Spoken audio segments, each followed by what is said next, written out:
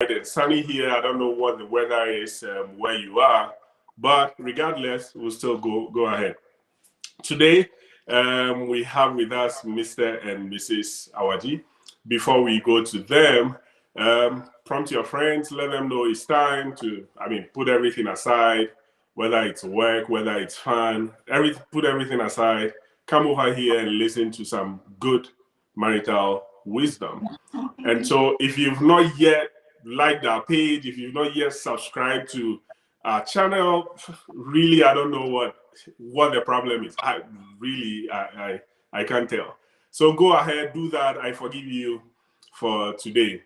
And so thanks for joining us, Mr. and Mrs. Awadzis. Thank you. Yeah, so in the course of the interview, I'll be referring to you as Elom and Gina because it makes life easier. Yeah? Yeah. For some reason, calling people Mr. and Mrs. sounds quite outdated or outmoded or archaic in my mind. I don't know why it might be. It's easier when you just refer to people by their first names. Yeah?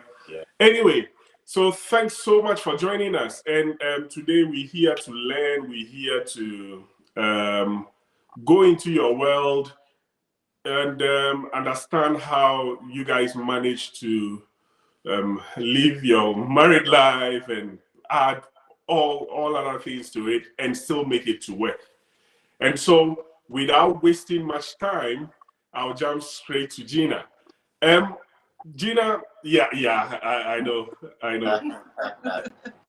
How did it happen? How did it all start?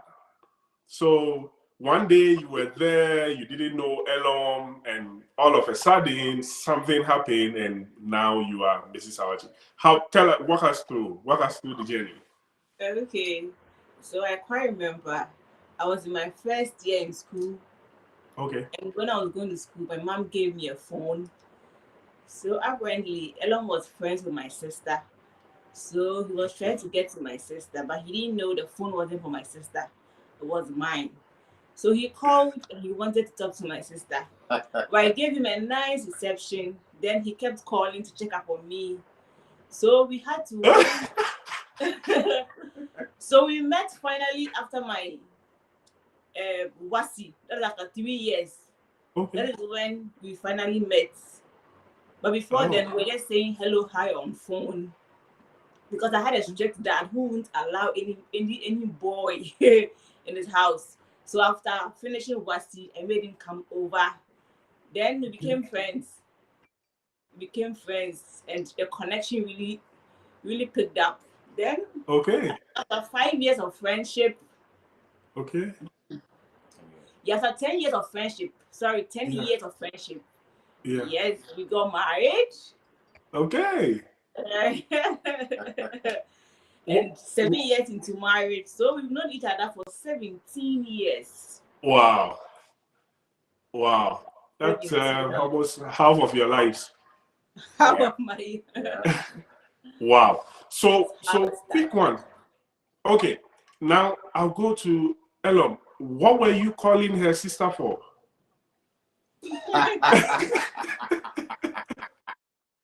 So actually, myself and her sister were casual friends.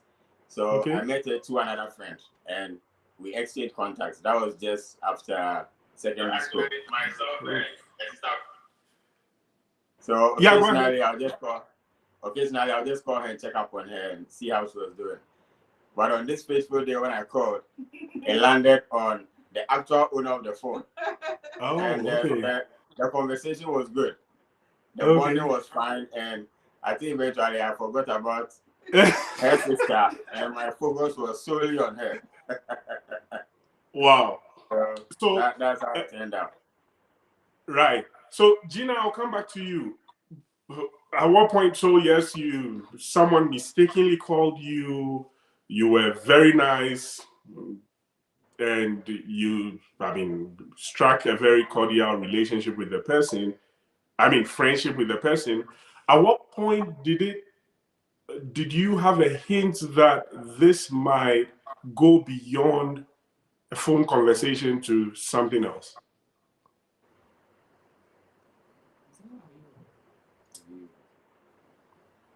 Oh, can you hear me? Yeah, I can hear you. Okay, Yeah, did you get the question, or should I repeat it? This is Gina's question, right? Or my question? Oh, this is Gina. So Gina, after the point of just striking a cordial friendship and all, at what point did it occur to you that this might go beyond just a mistaken phone conversation into something else? Okay, so that was after I had finished my WASI and came home, and I invited him over. And I realized he was all I needed. At least he had all the specs. He was a social person. He was in fact, all the things I had admired that I would want to have in a male friend. He had the vibe. And I even realized my sister Karen knew that, no, this one is not for me. It's for Gina. My sister realized that this day is not for me, it's for Gina. So at a point, I realized it was God sent through my sister. Oh. Yes, because we became so close, so close. we even forgot we met. Or yeah, there was an agent in between us. Yeah, because we had that vibe, we had that bond, we had that connection. And I was fresh out of WASI, secondary school.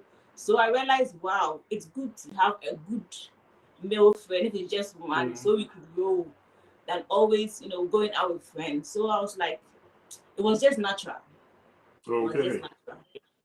Okay.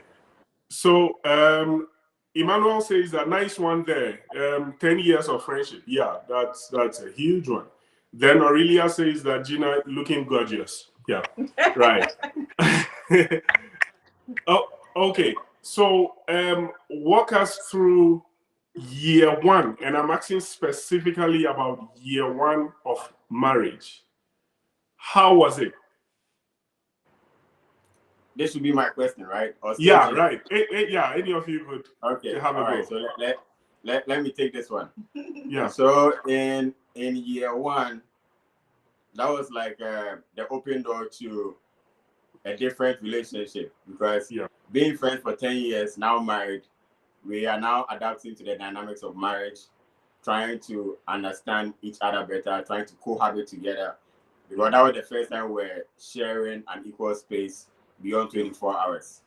So it was an interesting dynamic. And interestingly for us, we got married in March, and then in 9 months' time, she had taken seed, because after being celibate for all these years, a virgin for all my life, I was ready to start shooting my shots.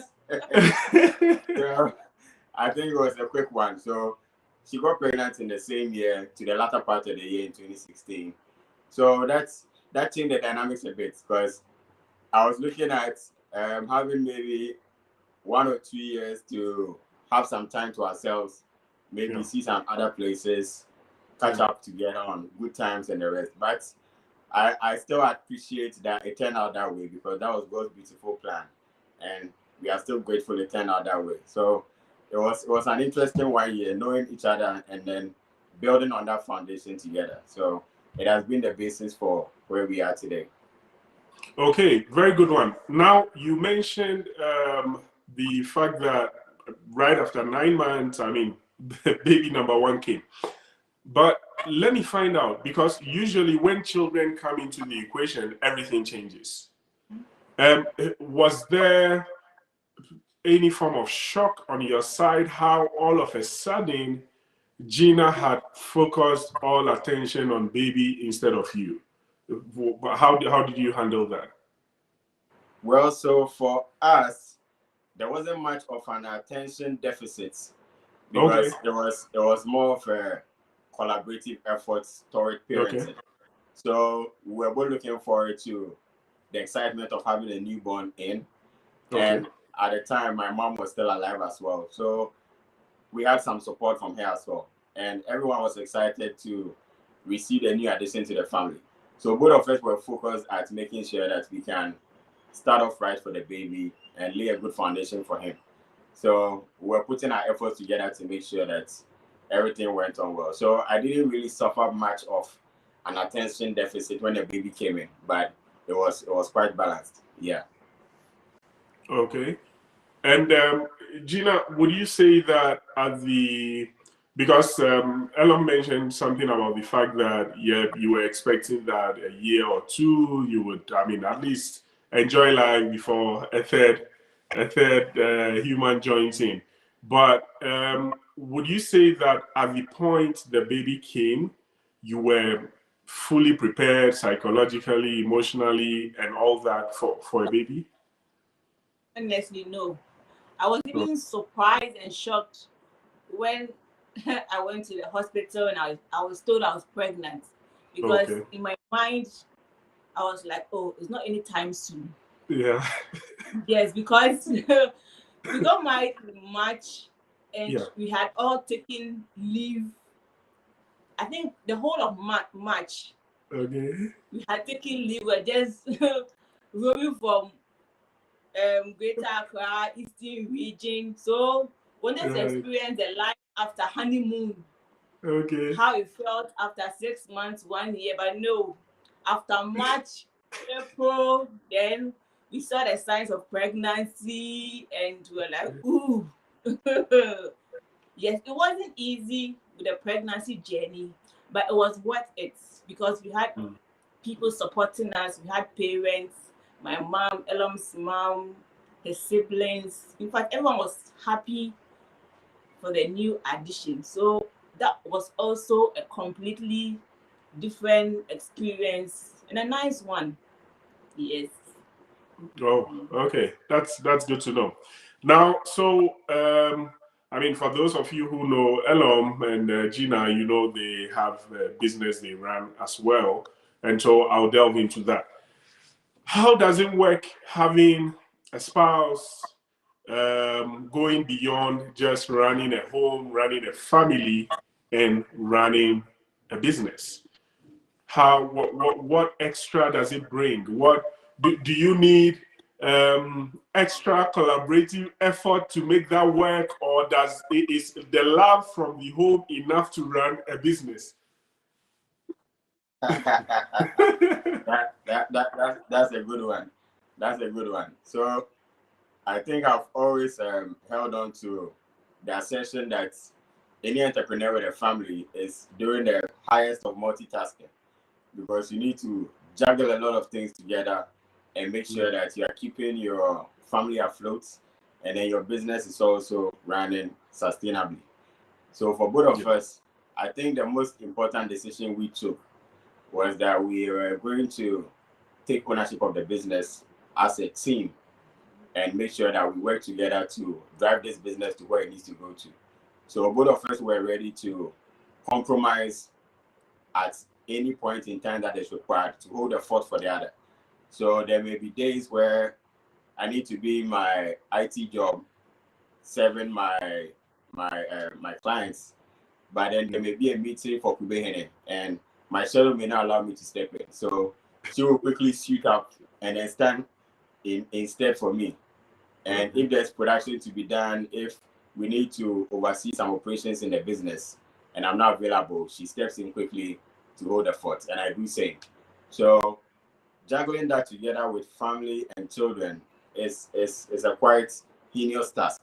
But I believe when there is enough planning and there's an understanding of segregation of rules among the spouse, then it becomes easier to be able to push those efforts in and make sure that they are sustainable and working. So that has been our story. Okay, but so and this might be quite a difficult question to ask, but when you have a misunderstanding on the marriage side, the next day you go to your business, how do you prevent it from spilling over? Or let's say you have a misunderstanding on the business side, how do you prevent it from spilling over into the marriage? Yeah, like you rightly said, I think that's a very difficult question, but very interesting at the same time. So I think we've done well to be able to draw the thin line between our business and marriage. Okay. Because we've had the understanding that with a business, we are serving clients, and these are clients who have entrusted their hard-earned resources into our hands. So at any point in time, personal issues internally must not spill out to be the consequence of the client having to pay dearly for our internal misunderstanding. So we keep the business quite separate from the marriage, but hey, we are humans. So there are times where there may be a misunderstanding. So the communication flow on the business side may not be as smooth as it will be if everything is functioning right. But one thing that we've adopted in our marriage as well, by the grace of God, is to make sure that we settle our differences before the sun sets. Anytime we have an argument or a misunderstanding, I like to call it. So we make sure we don't go beyond 24 hours if we have a misunderstanding. Worst case, we'll both meet on the carpet to pray at night. So if you're not going to pray for me because you are mad, then that's your God's problem. Right? We try and make sure that we patch up our differences as soon as practical. Yeah. Right. And I this is my personal assertion, but I think when I see couples who run businesses together, I think that takes a lot of maturity to do. A lot, because myself, I mean, I run a couple of businesses with, between myself and Prissy, and I mean, you have to make things work regardless of whether you were angry just 2 minutes before, coming to do business stuff or not. So it takes a lot of maturity. Now, Sylvester says that Freestyle Saturday, L must give a freestyle on the one.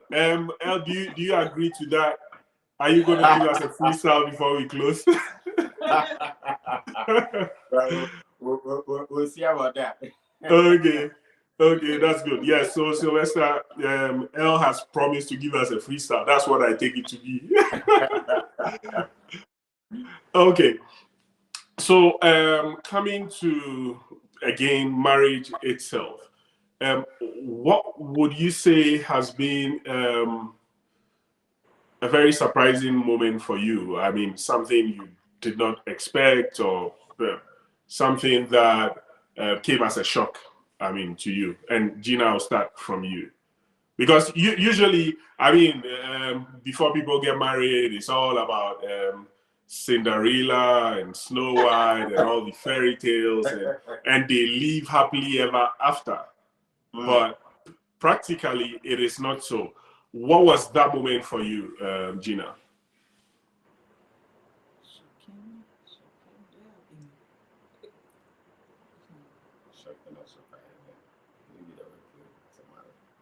Yes. Oh, you remembered one now? Yes. Elon gave you a hint, right? Okay, yeah, that's right.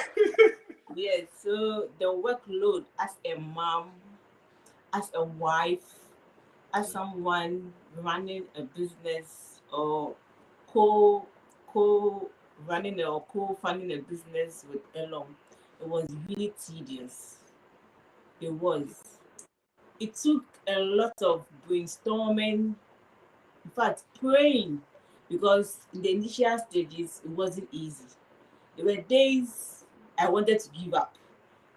Yes, there were days I don't even have the right words to explain them, but it was quite difficult. But I realized I needed to be intentional about it. So it started by planning. I needed to plan my life as an individual or as a mom, and my life as a businesswoman, then my life as a mom and a wife. And that took off perfectly. Yes, so that's what really has helped me. Okay, so to the ladies out there, being a wife and having kids is not as fanciful as it looks out there, like putting ribbons in your baby's hair and then posing for pictures and all. It doesn't work that way. As Gina said, it's a lot of work. A lot of work. Ella, what was it for you? Well, I think for me, it was about the load of responsibilities that you need to take on first as a mother, as a man, as Yeah. a father, and then Yeah. as a business owner, because you need to be available for everyone. So Yeah. your wife needs you, at the same time your kids need you, and then your staff and your workers also need you, your business needs you. So between these key entities which form the foundation of your life, who are you going to give the priority or the preference to? So I think I'll borrow Gina's words and say it needs a lot of intentional planning. So you need to have a set priority list and know what comes first and who comes first. In situations where things are tough and I need to choose between my family and the business, what is my priority list in this situation? If I have commitments to God for my ministry and there are issues that I need to deal with pertinently in the family or in the business, what is my priority list in this situation? So it was all about setting my priorities right and seeing how they could all synchronize together. And then also leverage on the blessing of delegation, so that when you are in a stiff position where you can't take on all the responsibilities because you are already overstretched, who can you fall on as your backup to help you to make sure that things are still working in all the areas of your life and everything is functioning towards the common goal? So that is what it has been for me. Wow, that's great. Sandra Donker says that amazing couple, learning a lot from them. Cheers to more business deals together. I guess that's your business partner. Yeah. Okay, that's good. Now, so I always say that there are guiding principles for every successful marriage. I mean, things don't just happen, or marriages don't just get successful. There are a lot of principles that guide both parties and help them forge on. Now, Gina, what would you say you had whilst growing up, which has been a very good foundation to your marriage? Prayer. Okay. Tell us more. Prayer. Yes, prayer. In the sense that growing up, personally, I didn't even know I was going to get married. You know, that kind of youthful and childhood thoughts. Yeah. I never thought or dreamt of getting married. Okay. Yes. So along the line, God has a way of, putting us in his purpose or aligning us to our purpose. So growing No, up, let looking at my me stop parents, you there and be a little bit curious. Why didn't you have that dream of getting married? Were you? I mean, tell us why was there no? so I don't know where that thought came from, but then Okay. I came from a background where I saw my auntie, they were all married, but then I wanted to be a serious career woman, a serious one, a boss Okay. lady, a boss chick. Yeah, boss And I chick. thought I Okay. needed to focus on my career, so Okay. I never thought of like marriage, or it was my last resort. It was all about work. I need to work. I need to a whole lot.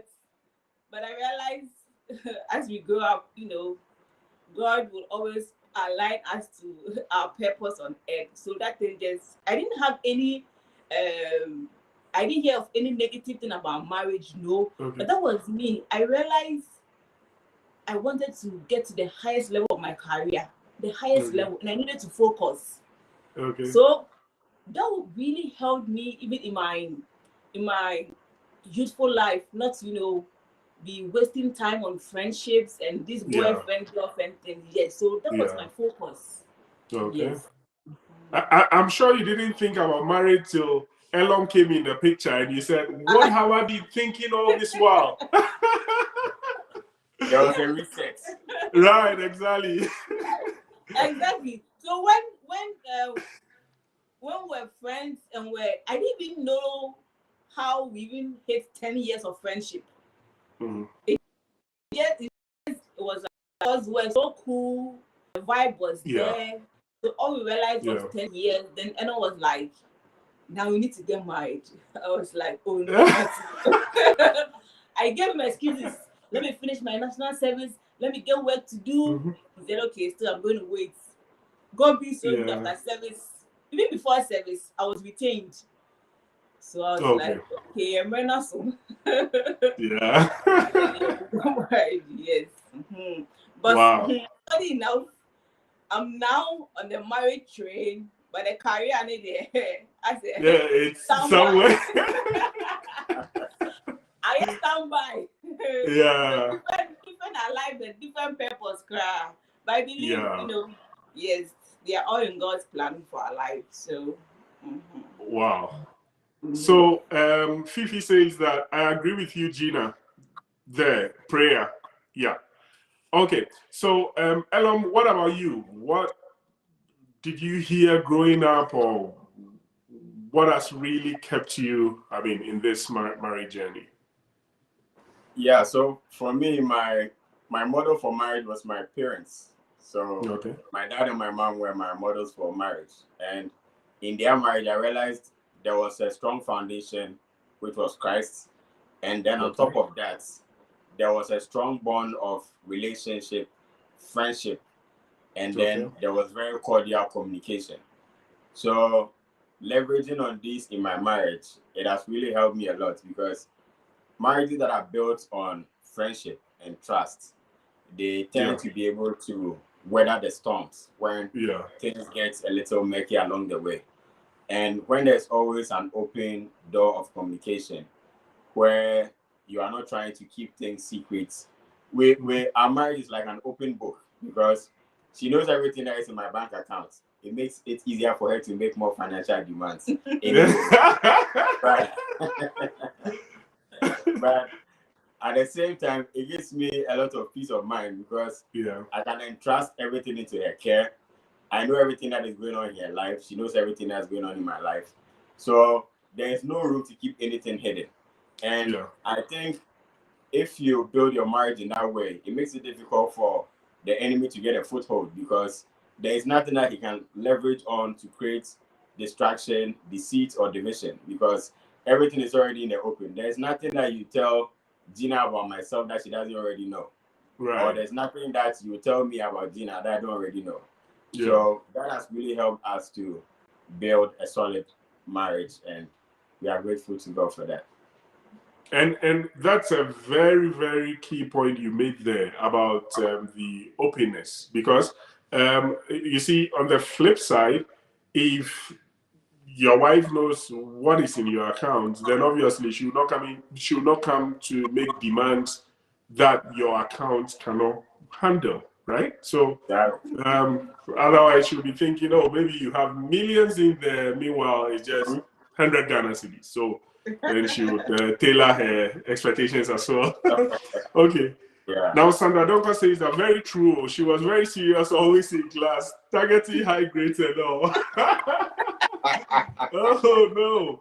Oh, okay. So to that, Gina, were you like a shack back in school, and because of that you did not want to waste time on all these trivial stuff like marriage?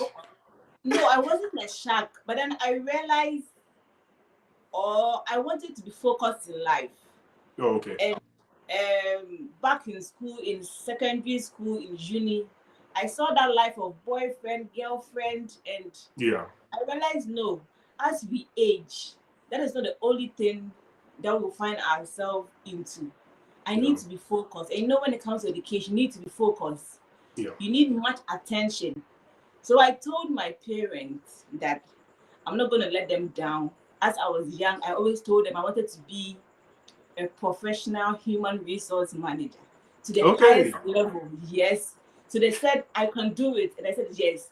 And I always want to make my parents proud for trusting or believing in me, and also my friends around, because there was this perception about me that people have that mentality that when you want to look good or when you want to be fashionable, it means you are into men or Yeah. You're not serious with your education. And Sandra can attest to that. When I come to school, it's my books from lecture. When the lecturer says, we call it a day, straight to the gate. Because I saw all these students with this relationship wahala. I need to focus. I really need to get to that level, at least. Wow. It was something I get to focus on. Yes. Wow. Awesome. So, and I guess that focus is helping you focus on your marriage as well. It's always good to be to be focused. Okay, so just like you enjoyed 10 years of friendship so fast, 30 minutes came so fast. But before we draw down the curtains, what would you say would I'm particularly concerned about couples who run businesses, right? And so I would want your final words to go in that direction. If there were any secret you had to share on how to be a good entrepreneur as a married person, what would that be? Because I feel that most times couples run into financial issues, blah, blah, blah, because they just don't want to come together, put their heads together, come up with something for the good of their family. Yep. And so what would be your parting words, if I may put it that way, to couples who might want to do something together in terms of business, in terms of becoming better in their financial life?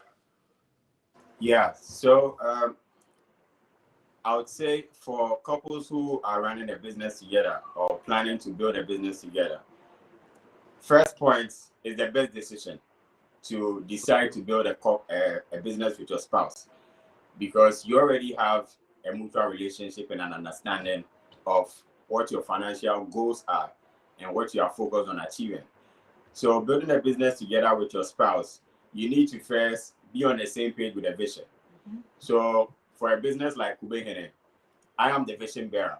So I made sure she was able to understand the vision and then buy into the vision so that we all have a general focus, knowing exactly where we are headed with this business.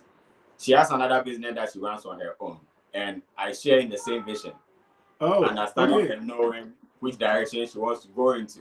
So we both have the vision at heart, and we know exactly what we need to do to get to the next level that we want to get to. So for your staff and your employees, they may not understand the vision that you have for the business and how far you want to take it.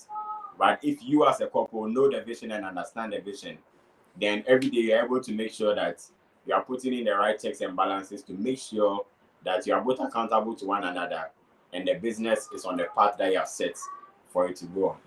So that is the secrets that I'll leave with everyone for those who are looking at building businesses together. Yeah. Okay, Gina, I come to you as well. What would that be? And I just got to know that you are actually juggling more than one business. I mean, so tell us more. Yeah. So as Elon rightly said, both of you need to understand the vision where you are driving the business to. And having a business is not just it doesn't end. I don't even know how to put it. It's a generational something. So when the vision is clear with both parties, I think it makes it easier to even come to an understanding than wanting to put yourself fully into the business to run it to the highest level. So what I would leave is anyone running a business or any couple wanting to run a business together, first you need to understand the vision and be focused, then you push it. I think you really like your word focus. Okay, so we have a couple more comments here. Benji says that I love the fact that parents also play a great role in our marriages. Kudos to your parents, Elo. Yeah, I really, really agree. Because they are the best examples the kids can learn from. So if they get a very good foundation from the home, then chances are that they can also build a good home. Sandra says that yes, Gina will dress and do makeup like to slay Oli, but pass the exam easily. She's good. Okay, so I think if we need a lot more information about Gina, we have to go to Sandra. Okay, and Robert says that Kubehini to the world. Okay, so thanks so much. Now, before we sign off, I'm going to bring Elom and Gina back we're going to start a series on managing finances in marriage, right? And so I'm going to bring them back to help us, map out our finances, plan out our finances, and be better at being financially open in our marriages. And so watch out for that one. So, ladies and gentlemen, thanks so much for your time. I wish we could go on and on and on, but unfortunately, time is not on our side. So thanks so much, Gina and Elom, for all the insights you've shared. My notebook is full now. I have so many points to go run my business with. And thanks everyone for joining us. Thanks for all your inputs. Thanks for making it interactive. We'll come your way pretty shortly again. And always remember that no two relationships are the same. Cheers and bye-bye to you all. Bye.